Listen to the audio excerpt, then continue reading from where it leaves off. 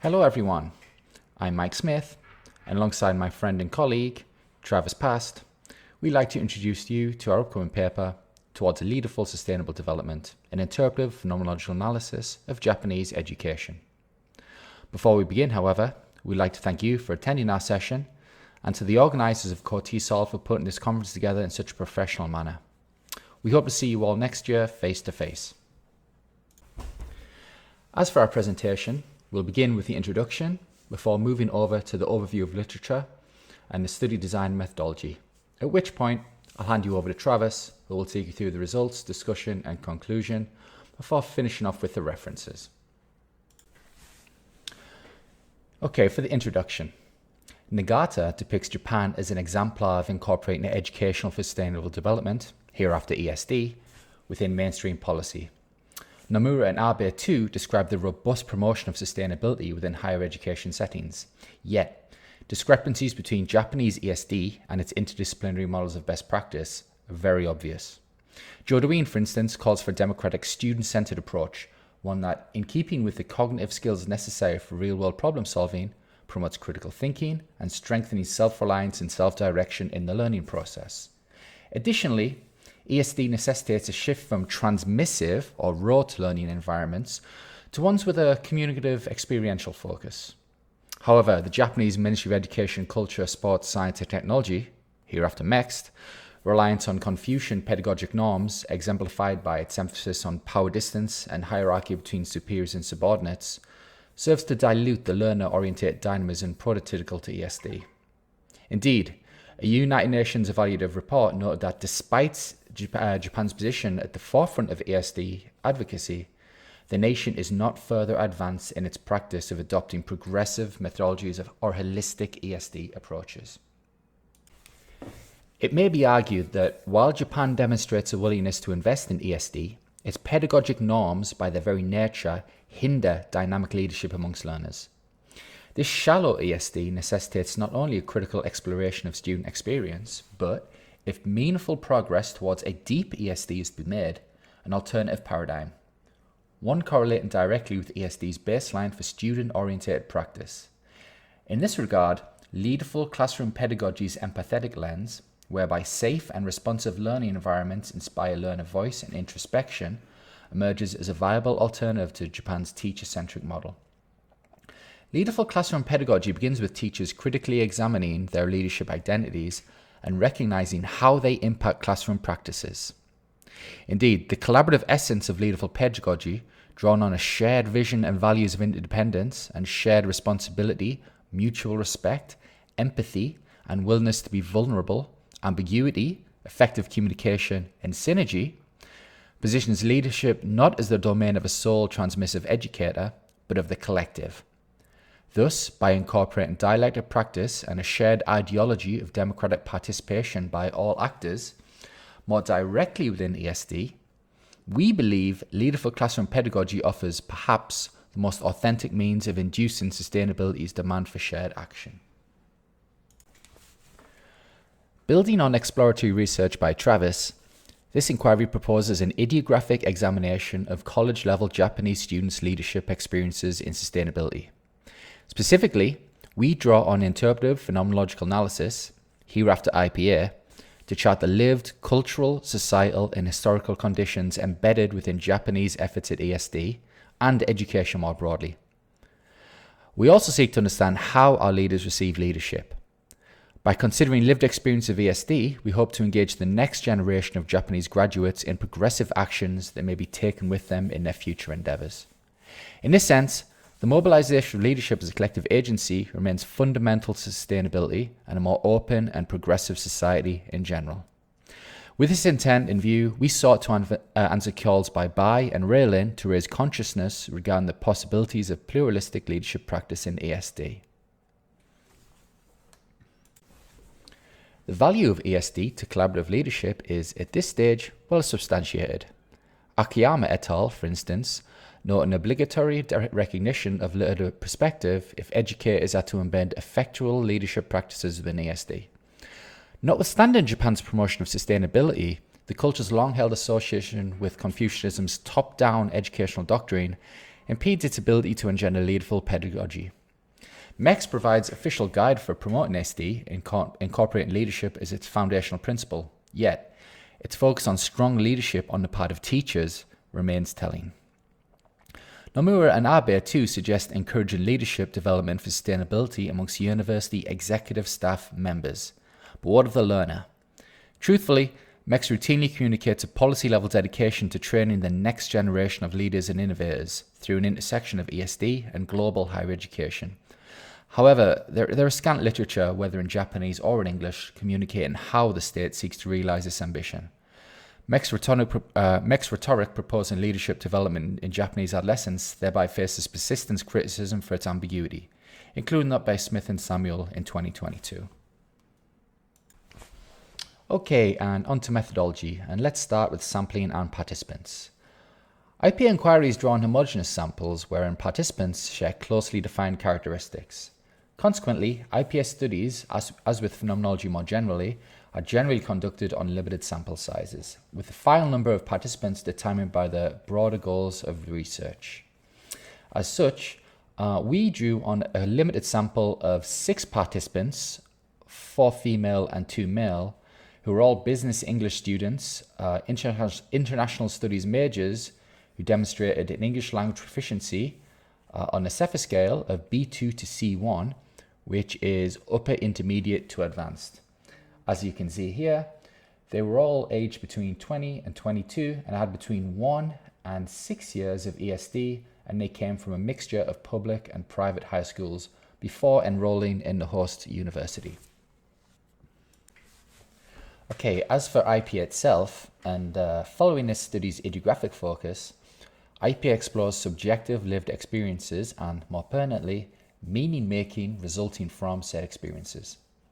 In this sense, IPA understands social actors as actively engaged in interpreting the events, objects, and people in their lives.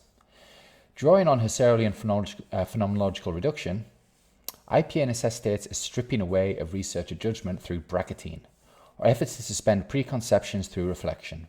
Yet, in doing so, IPA also recognizes the inevitability of bias, viewing it not as an impediment to interpretation, but, in keeping with the Gadamerhian hermeneutic extension of phenomenology, something that may be engaged with fruitfully for the purposes of understanding.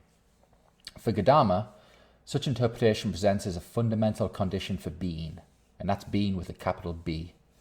Engagement with text allows us to understand how lived experience comes to be understood within a socio-historical context in which it is located.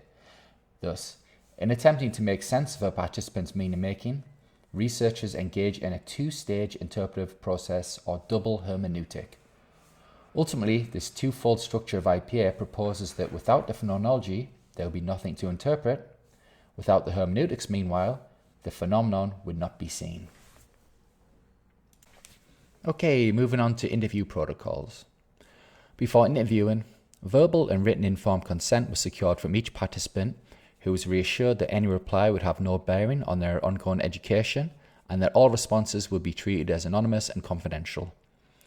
To provide participants with the opportunity to be fully informed of the nature and implications of the project, all information, consent, and interview documents were multilingual Japanese-English.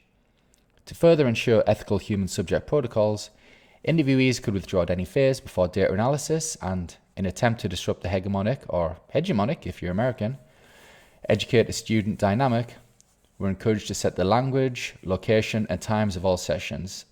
However, we must say that most people did interview in English, although they could pepper in Japanese, which was better because, as we'll discuss further, IPA necessitates verbatim transcription. And if you're translating, then it's not really verbatim, is it? Additionally, to protect their identity, learners were referred to by pseudonyms in all research notes, analyses, and writing. Once safeguarding criteria were fulfilled, face-to-face interviewing followed the semi-structured format deemed exemplary of IPA. These audio-recorded sessions lasted for between 60 and 90 minutes and employed non-directive techniques to invoke a natural style that invoked open communication. This included employing a flexible interview guide, minimal note-taking, and a preference for organic conversation and non-dichotomous questions. Once we had that, where we transcribed, which took a very long time before moving on to the data analysis. Okay, so the philosophical aspect is all well and good, but what does that mean for actual research? So as you can see here, this inquiry adopted Smith et al.'s adapted 7-step methodological framework for IPA, which we can see right here in the image. Crucial to effective IPA practice is the verbatim transcription of each learner's audio recorded account, which ideally allows the words of the participants to become alive and lead the inductive and iterative process. This was the main reason we chose to interview in English, because any translation is, by definition, non-verbatim. Before proceeding to step 1, which we can see here as reading and rereading the transcripts, each semantic record was returned to its respective participant to confirm its accuracy. Following verification, data analysis observed the processes detailed in here in steps 1 to 4. So we can see initial noting, where we examine the content and language on a purely exploratory level. This is very time consuming. And then 3, move on to developing emergent themes. Here we reduce the volume of the detail while maintaining complexity, focusing on discrete chunks of transcript. Then we search for connections across emergent themes, where we abstract integrate themes in a single transcript. 4, we move on to the next case. So in this sense, we've got the first transcript. We went through steps 1, 2, 3, and 4. And then we move on to the next case, and we repeat that process for all 6 transcripts.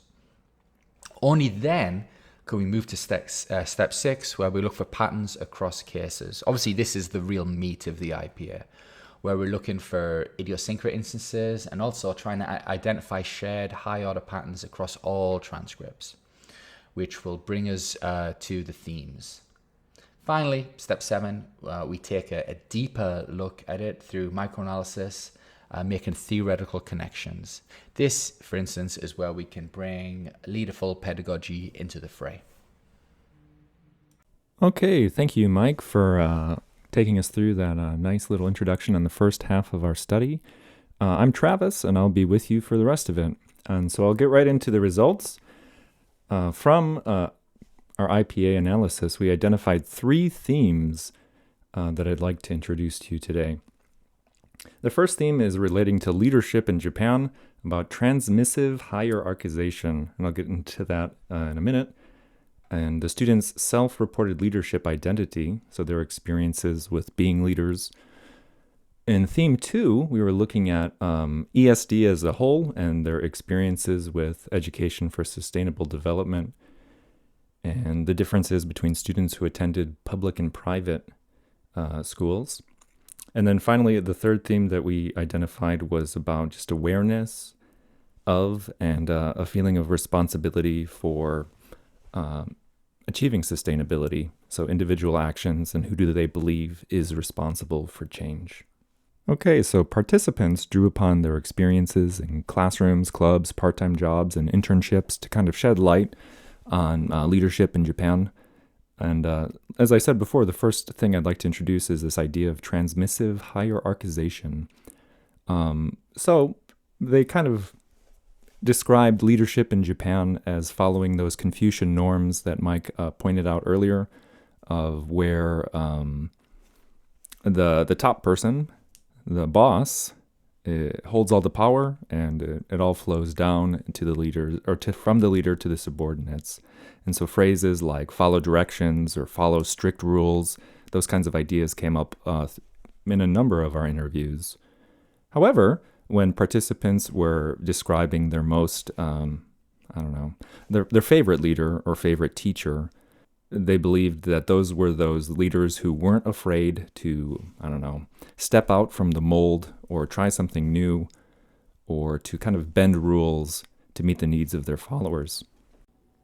So this system where a leader holds all of the power can result in some negative outcomes.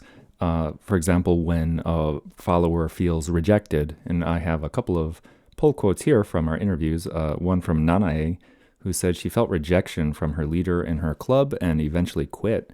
And you could see her quote here: when I did different things from my leader, though, she didn't respect my actions. Or in another case, Akane is talking about a leader who rejected all of the other people's opinions, and so the other people did nothing, and the leader was angry. On the other hand, in describing good leadership, Mickey, she's talking about her favorite teacher, spoke of freedom in thinking and said how this teacher would bend and break the rules to give experiences. And this kind of leader who is eager to listen to their followers are the leaders that make the greatest and strongest impression. Those who aren't afraid to break out from that hierarchy and meet the needs of people at the bottom. So we were able to find a kind of consensus on what an effective leader looks like and the common qualities that leaders hold. However, there was a clear divide between participants who viewed themselves as being leaders and those who did not.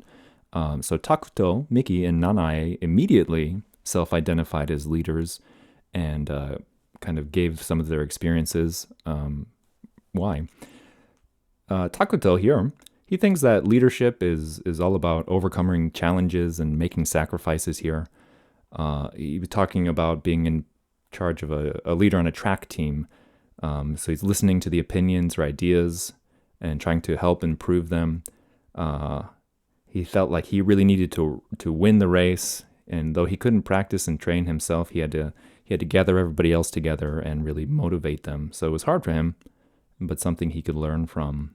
Miki, in sharing her experiences, spoke about how an effective leader mediates conflicts between members, and here she was talking about being like a class representative and being able to mediate and listen between two sides and helping students come together with a solution. Or on the other hand, maybe the teacher was quick to take one side or only look at a problem or a fight between students from one angle. However, from these leaders, Nanae, she believed that leadership is something that can be learned, right? She thought that talent is born, but leadership can be learned. On the other hand, Takuto, he thought leaders were motivators, were people who have power to change society. And maybe it's not something that you can learn, but it's connected to the talent that you were born with. On the other hand, the other three participants did not want to be identified as leaders and did not view themselves as it. They were really reluctant to take on leadership roles in club activities or in the classroom, mostly citing reasons like lacking confidence or I can't share my opinion very clearly. Now, however, Akane would reluctantly become a leader many times during class projects only because she wanted to get a good grade. And so she felt like it was more of a burden and not something she wanted to do, but a position she was forced into. So in short, that was our findings on leadership. I'd like to move now on to the second theme of inequitable ESD. This kind of emerged as the interviewees recalled their experiences with education for sustainable development. And there was varying levels of exposure and knowledge of sustainability. And the biggest thing that we found was the difference between the students' background of public versus private institutions. Takuto and Shota attended public schools for both primary and secondary. And Shota, he was a third-year university student. He said that he had heard sustainable development for the first time only after entering university, and only in the previous semester, so only in his third year. Similarly, Takuto, he said that when I was an elementary school or high school student, I hadn't studied about SDGs. I think they're not a focus. They didn't focus on SDGs at all. Now, on the other hand, our students who went to private schools had a very different experience. Nanae was talking about her teacher here. She said her teacher said that SDGs are going to be important in our life and our future, so we need to learn more about SDGs. Additionally, all three of our private school students had some experience of traveling abroad during their school, and two of which went to developing countries to help support them and participate in a kind of project Mickey here is talking about her experience helping at schools in the Philippines. And she was sharing how it really changed her life and how she wanted to help them and she wanted to take action for them. And then even after returning to Japan, her and one of her classmates made a kind of a club activity where they would collect and send donations of school supplies to these schools that they were helping. And from this leadership and SDGs experiences, she really felt it impacted her future career, and she wants to find a job where she feels pride and she's proud of her working and feels useful to other people in the same way that she felt on these trips abroad. And that brings us to theme 3, which is awareness and responsibility for sustainability. And this came from participants sharing their experiences and opinions concerning attempts to create a more equitable future. In the first part, they shared on their individual actions and predicted to the extent that sustainability will impact their future. Now, the most commonly reported actions were things like separating trash and bringing my own bag when shopping. Now, the impact of these actions were kind of, questioned. Juna didn't really think that would make a big difference. In Japanese, she said, maybe imi ga nai, like there's no meaning. Furthermore, 2/3 of the students from private schools, that's 2 out of 3, were really able to connect sustainability to their future career. That was Mickey and Nanai. Nanai reported being a part of a club currently that facilitated discussions and even taught SDGs to high school students. Which brings us to our last question of who is responsible for change. Participants held conflicting viewpoints on who's really responsible to enact meaningful change that's necessary to reach these sustainable goals. The one that came up most frequently was social institutions, mainly the government, having the broadest reach and therefore responsibility. However, corporate missions and companies also were probably the second most frequently cited body that needs to take responsibility. Finally, economically powerful countries. This one again came from Takuto, who thought states like the United States or China, these large influential bodies, are probably more responsible than some of these smaller governments or smaller countries. And then finally, at least in 2 of our interviews, this idea of the younger generation, the students said, us, we are the ones who are responsible. Old people, the older generation, they need to step aside and let the young people come in and implement the change that we need for our future. And of course, underlying this comment is this truth that Japan is an aging society where most of the old people are in the government and hold positions of power. And in this top-down leadership model, the young people don't feel that they have any power or any impact to make the change necessary. And so as a quick kind of recap, because I don't have a lot of time for discussion, we found that leadership styles common in Japan adhere to Confucian norms, and that, of course, naturally, therefore, teachers hold the most power in class. However, educators who left the strongest impact were those who sought to bridge this power divide. And while participants value leaders who listen, they don't feel empowered to share their own opinions, which causes us to ask, how can a leader listen when followers do not even have a voice to speak? So, therefore, we believe that leaderful classroom pedagogy is really at odds with the transmissive style of Japanese education. And so practitioners of this kind of pedagogy face real challenges in fostering this bottom-up environment of shared responsibility, empathy, and synergy. So, while MEXT has been calling for change and transforming learning environments and building capacities as educators and mobilizing the youth, there's not really a clear plan on how to do this. And evolution really requires confronting these long-standing social norms.